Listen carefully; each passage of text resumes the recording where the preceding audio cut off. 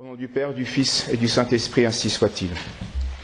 Saint Pierre Damien est donc maintenant cardinal et dans les premières années, il va adresser une lettre à un de ses amis, Didier, qui va devenir le supérieur du Mont Cassin.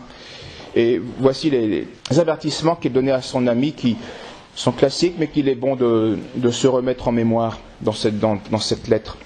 Il lui conseillait d'abord d'avoir le souvenir de ses fautes toujours présent à ses yeux, mais d'oublier ses vertus, pour ne pas se laisser aveugler par l'orgueil. Voyez, bien sûr qu'on fait du bien, il ne faut pas le nier, mais n'en parlons pas trop, parce que on a très vite fait de ne voir que le bien qu'on fait et d'oublier les fautes. Et l'orgueil, c'est ce qui nous aveugle, c'est dangereux. Il lui conseillait de corriger, comme il en avait le devoir, les fautes de ses subordonnés. C'est pas facile, quand on est chef, de devoir corriger les autres.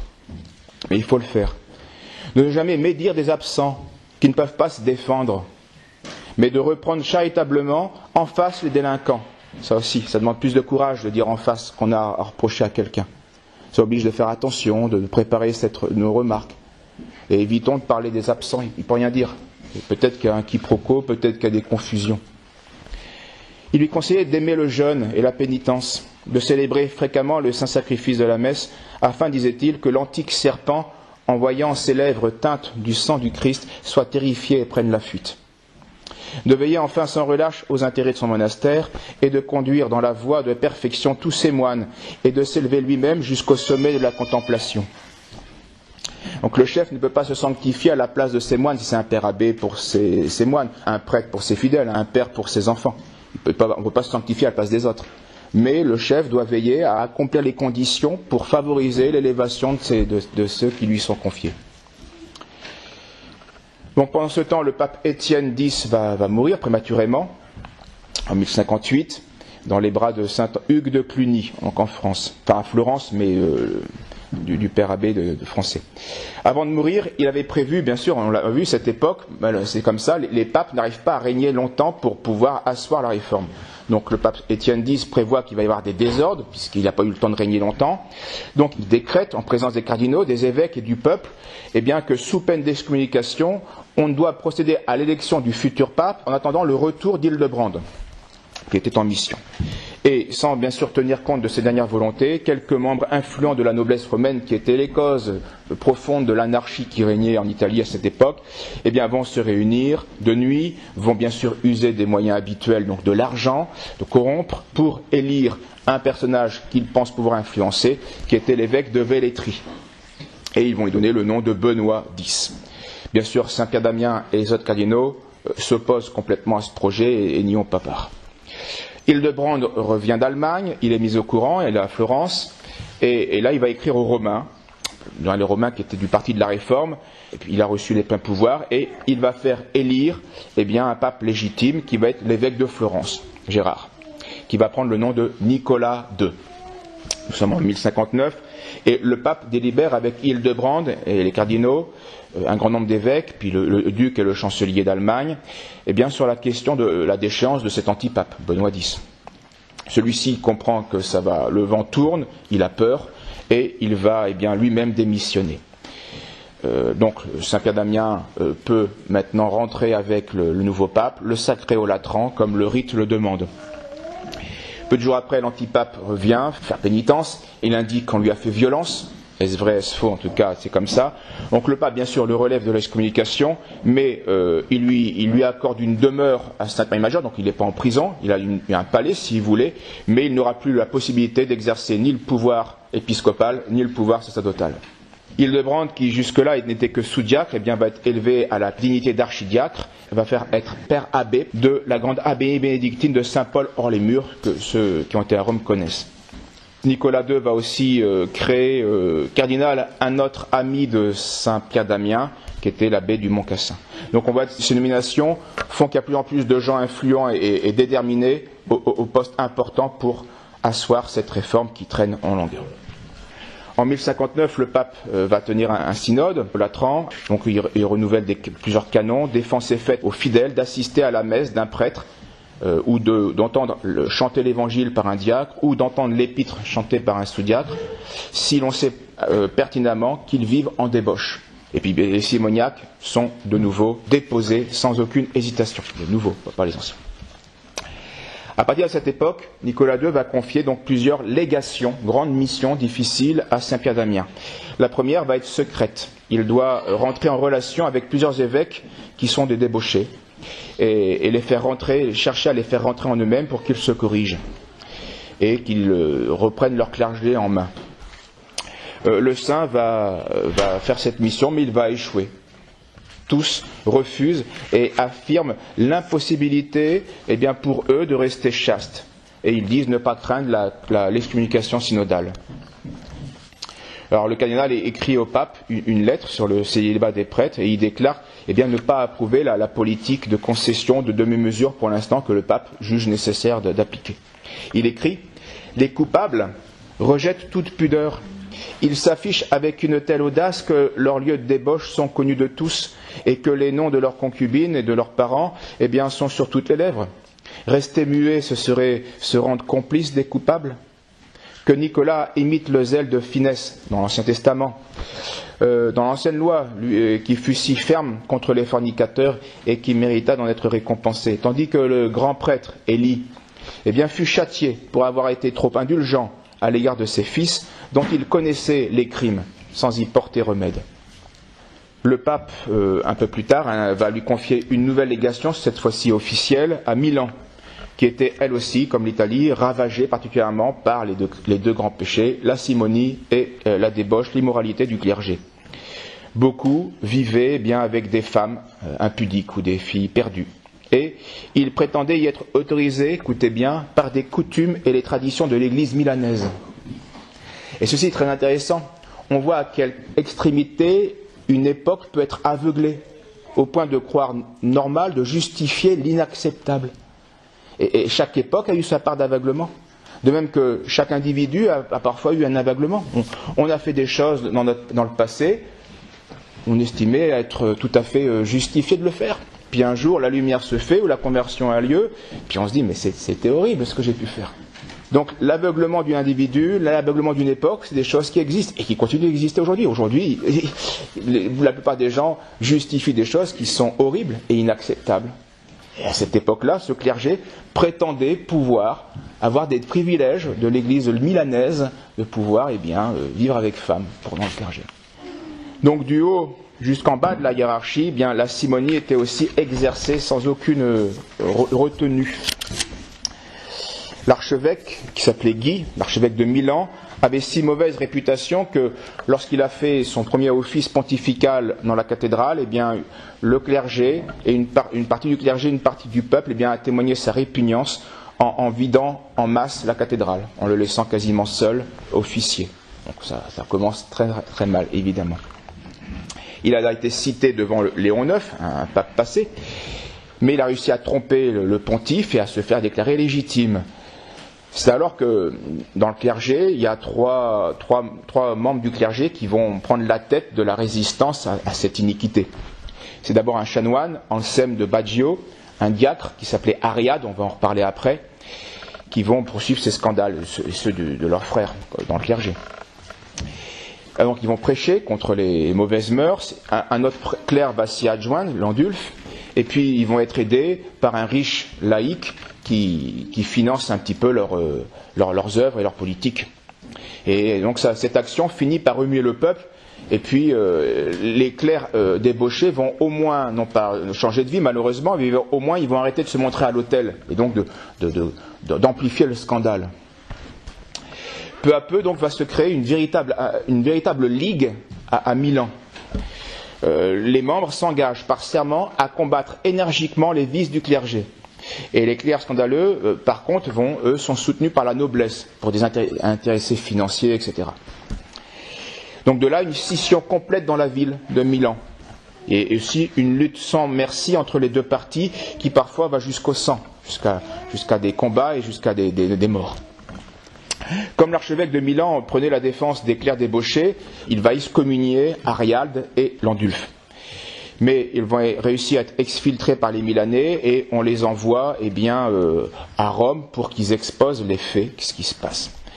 Alors les adversaires sont au courant, font des barrages et vont réussir à interpeller Landulf, qu'ils vont rouer de coups et qu'ils vont renvoyer à Milan. Par contre, Ariald a réussi à échapper au barrage et expose tout ça au pape Étienne X, qui va bien sûr le relever de son excommunication donnée par l'archevêque, injustement, et qui le renvoie à Milan avec la mission express de poursuivre l'œuvre qu'il a compensée d'épuration. Voilà dans quel contexte donc Nicolas II envoie comme légat Saint Pierre Damien à Milan avec son ami Anselme de Lucques. Alors tout de suite, Saint Damien arrive, il fait un synode, il réunit le clergé et l'archevêque, mais le parti opposé à la réforme prétexte que l'église de Milan est indépendante de Rome, fameuse coutume, les privilèges de Milan.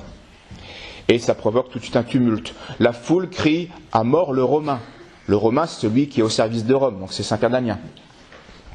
Mais Saint Pierre Damien ne se laisse pas étourdir, il ne perd pas son sang-froid, et il va adresser à la foule un discours qui en substance dit ceci: il y aurait bien sûr injustice à priver de ses droits quelque église que ce soit. Il y a des églises qui ont des coutumes liturgiques, honnêtes, des coutumes autres qui peuvent tout être respectables et respectées. Mais ce serait tomber dans l'hérésie que de dénier à l'église de Rome le privilège qu'elle a reçu d'être au-dessus de tout autre, pour justement régler les problèmes et les scandales. Donc la foule se calme, s'apaise, la colère s'apaise, et puis après un examen de la situation personnelle de chacun des clercs, eh bien Saint Pierre Damien est très très perplexe. Tous, à de très rares exceptions, eh bien avaient été ordonnés moyennant finance. Donc tous étaient souillés par la simonie. D'autre part, les péchés de la chair étaient devenus si communs dans le clergé qu'ils avaient, eh bien, aux yeux de tous, perdu de leur gravité et ils étaient même assimilés à de l'ambition.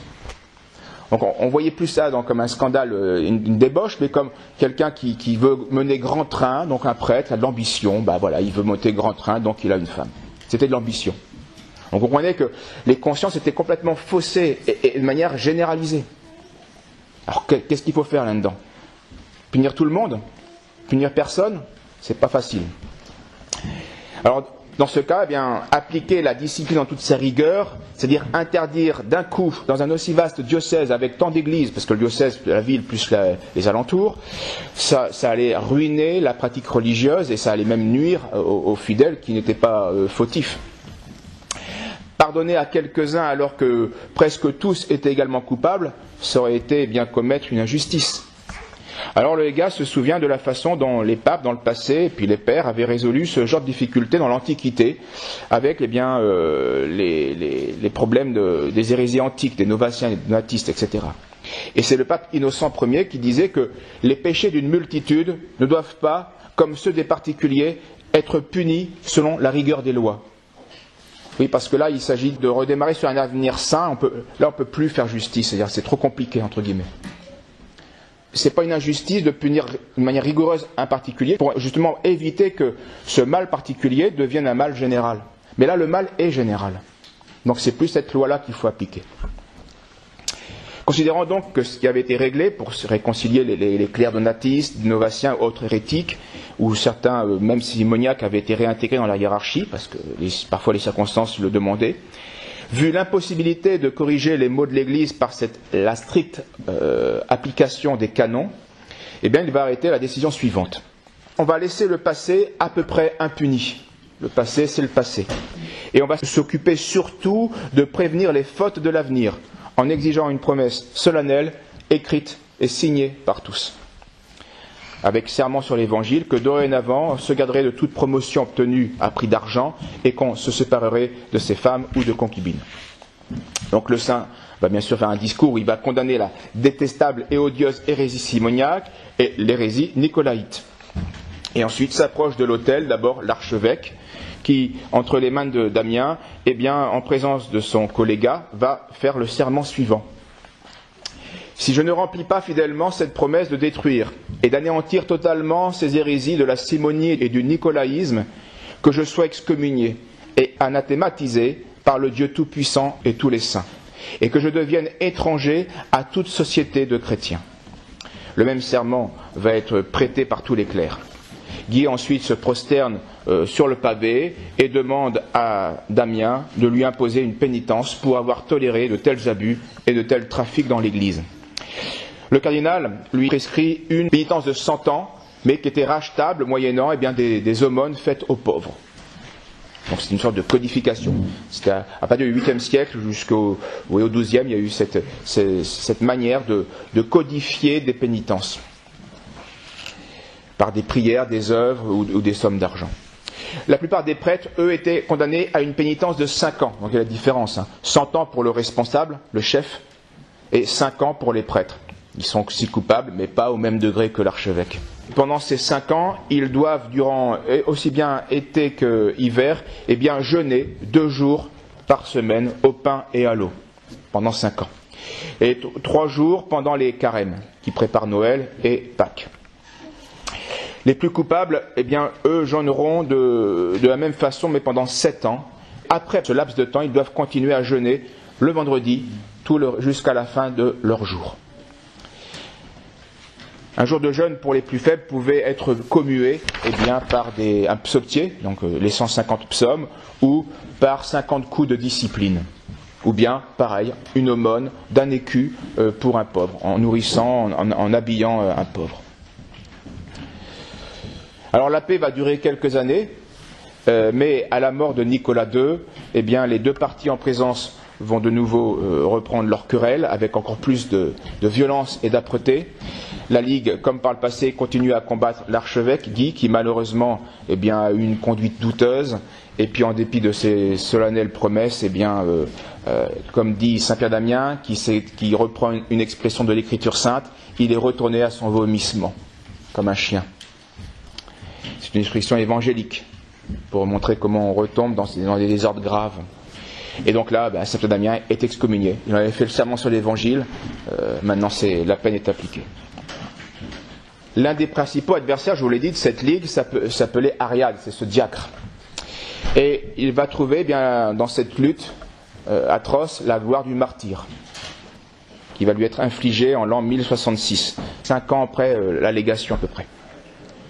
Dès le début de sa prédication, c'est à noter, Ariald avait offert sa vie pour le salut de ses frères, pour remettre de l'ordre. Et ça, c'est tout à fait remarquable et notable. C'est-à-dire que bien souvent, nous luttons contre les vices, d'accord, mais pas au point de nous sacrifier. C'est ce que le Christ a fait, ce qui est héroïque. Lui, ce diacre, il voulait, bien sûr, il prêchait, il donnait l'exemple, mais il a été à un degré encore plus sublime, plus héroïque. Il a offert sa vie pour que ce désordre cesse. C'est ça la vraie contre-révolution. Être prêt à donner sa vie pour que le péché cesse. Et peu de contre-révolutionnaires ont cette charité et cette capacité. Moi, le premier. Nous sommes dans une époque, vous avez compris, un peu folle. Une époque un peu folle. Il ne faut pas s'étonner qu'il y a eu des réactions aussi un peu hors catégorie. Et ce diacre, qui lutte contre ces vices fous à l'époque, va être hors catégorie, évidemment. Parfois, il lui arrive plusieurs fois d'interrompre la messe d'un mauvais prêtre en l'injuriant et en lui arrachant sa chasuble, donc de manière physique et violente. Il le chasse. Mais aussi, parfois, il sauve un de ces misérables prêtres qui était pourchassé par la Ligue, qui voulait le tuer ou le malmener. Il rentre dans l'église où Ariald était, et au nom du droit d'asile, il le protège, et malgré qu'il soit coupable par ailleurs, il lui sauve la vie. Vous voyez les deux aspects. En tout cas, ce diacre est bien sûr lutté à mort contre ses vices, et Guy, ayant repoussé l'excommunication, qui le frappait, va riposter en jetant l'interdit sur la ville tant que Ariald s'y trouvait. Donc il fait du chantage aux chrétiens en disant moi j'interdis tout culte, tout ministère, tout sacrement, tant que ce diacre-là, vous ne l'avez pas chassé de la ville, parce que c'était son principal ennemi. Alors celui-ci fut contraint de fuir, mais ça ne s'arrête pas là. Une des nièces, donc une femme de l'archevêque, on voit bien qu'on est dans un réseau clanique, c'est des réseaux d'influence. C'est ça l'histoire des hommes aujourd'hui. Quand le réseau est un bon réseau, ça donne des œuvres missionnaires, ça donne des saints, mais quand le réseau est un réseau de corruption, ça donne des martyrs. Et donc cette nièce de l'archevêque, pour défendre son oncle, elle s'appelait Olive, va charger 2 clercs, vous imaginez aussi la moralité de ces clercs, de le supprimer, purement et simplement. Il ne suffit pas qu'il fuire, parce qu'il va peut-être revenir. et il fait de l'ombre à mon oncle, à mon gentil-oncle, qui est pourtant excommunié par ailleurs. Donc supprimez-le.